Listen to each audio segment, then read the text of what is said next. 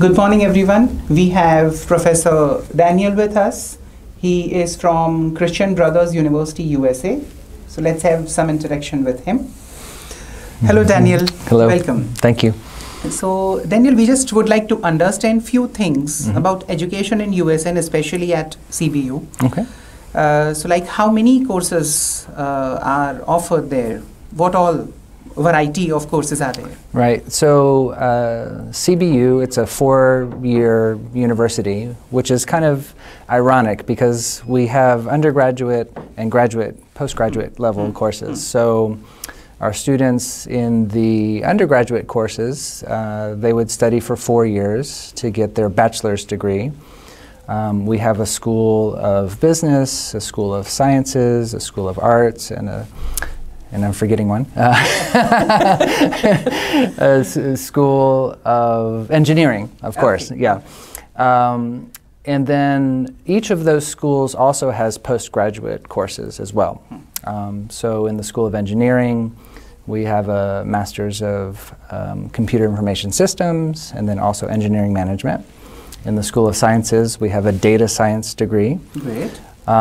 In the School of Business, we have 3 degrees, MBA in Healthcare Management, and then a Master's of Accountancy, which really has a focus in auditing.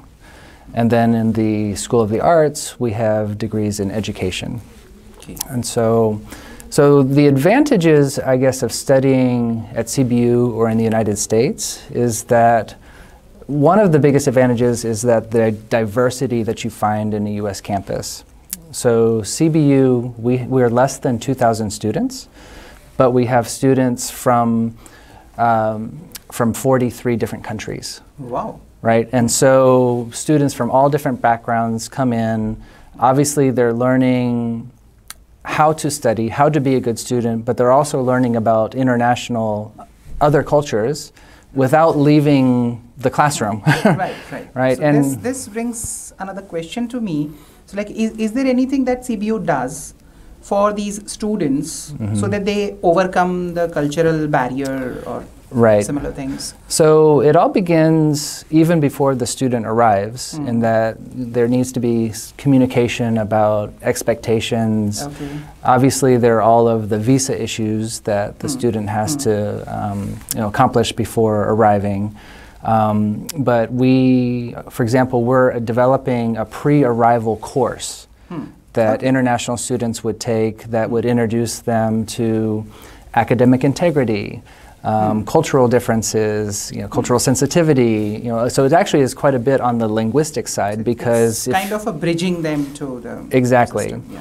And then once they arrive, every student goes through an orientation week. Right, and so some of it's repetitive because hearing it once plants the seed, and then being there and hearing it again, it becomes a bit more real.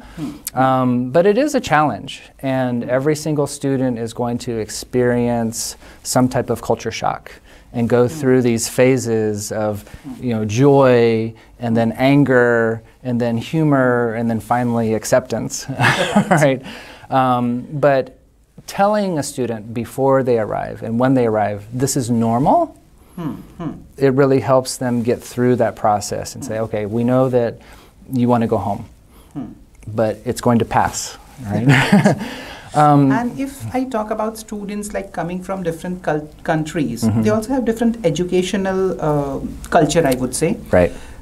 So just would like to understand that being at CBU, so other than being inside 4 walls for education, how else or what other opportunities they do have in terms of learning? Okay, so the sort of the academic culture that you find at CBU and really any smaller university is the expectation that the student is going to be there and participate in the class.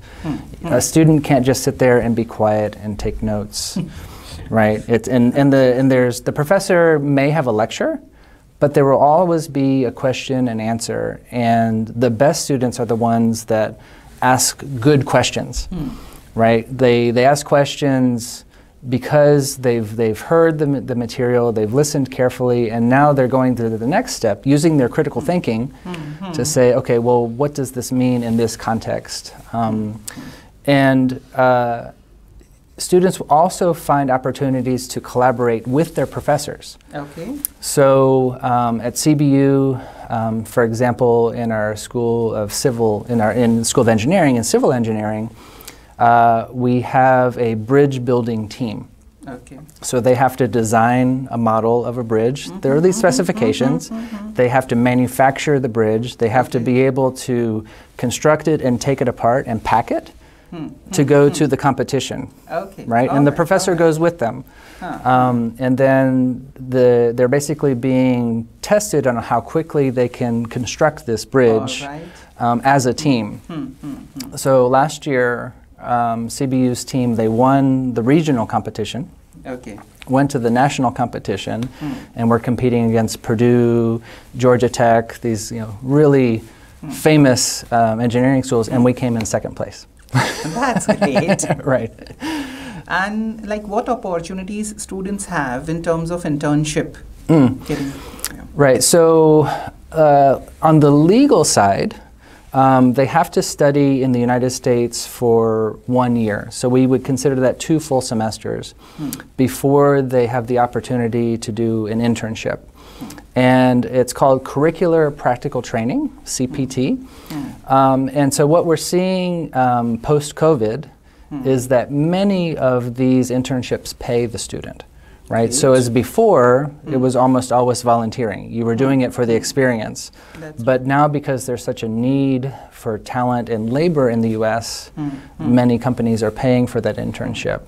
And so ideally for an international student, what they would do is they would have an internship that's kind of like a test, for the student to see if the company likes the student. And then once they graduate, they can work for at least 1 year. If they're in a STEM area, they can extend that 2 more years. So a total of 3 years, they can work legally in the US. So if you have a good internship, the likelihood of you being able to have employment with that company is very high. That's great. That's great. And like students who from India migrate to other places for further studies, they also have, that notion of doing part-time job to earn something along with education. So how about the part-time job opportunities there? Right. So in the U.S., a student can work legally on campus the moment that they arrive. But those jobs are competitive. Right, so it's like you can't. There's no school that can offer a job to every single student. That's right. Right, and so I know that the narrative, the story is that okay, I'm going to go to the U.S., I'm going to study, and I'm going to work. But in reality, many of those students are working illegally. Right, and so because in an internship, they can work up to 20 hours. If they're not in class, they can work up to 40 hours full time, right? But I think it's something that, again, the story is like, okay, I can go and I can work, but when in fact, the jobs that they're doing is actually illegal employment. And so it's very common, but it's actually not supposed to happen. Right, not advisable. That's a good way of saying that. And so, students who want to study internationally, they need to weigh the positives and the negatives, or think about it. Okay, this is going to be my investment versus the outcomes that I have. And so, if you're comparing the U.S. to Australia or Canada, you may have the opportunity to work immediately, but you may not have the same opportunities after you graduate. Right, so it's important to look at the salaries that recent graduates are making. Right, so for example, in data science, in the United States, what I'm seeing is that new employees are making over $100,000 per year. With a master's degree in data science. Right, and so students need to do their research when they're deciding where they should go.